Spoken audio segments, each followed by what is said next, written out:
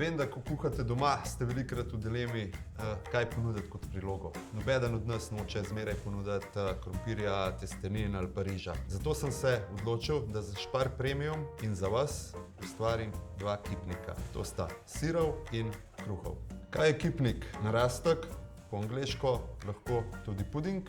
Sestavljanje pa tako. Mi vse sestavine zmešamo skupaj, puhasto strukturo pa dobi predvsem zaradi jajc, ker ločimo beljake in rumenjake. V glavno maso zmešamo rumenjake, beljake pa damo za puhasto osnovo. Ampak vi tega dela ne boste imeli, ker je za vas kipnik že pripravljen. Dali ga boste samo v ogreto pečico na 180 stopinj. Zdaj se pa začne veselje. Kipnik lahko prvo kot prilogo ponudimo piščancu, stejku, mogoče pečenki. Lahko je samostojna jed.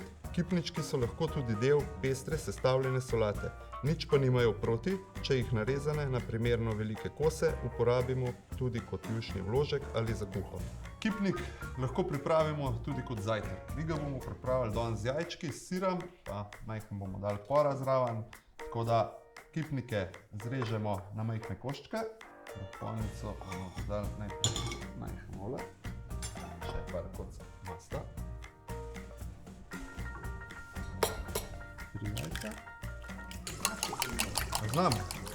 Takole, dali bomo kruhove kocke, kocke kipnika in bomo lepo popekali.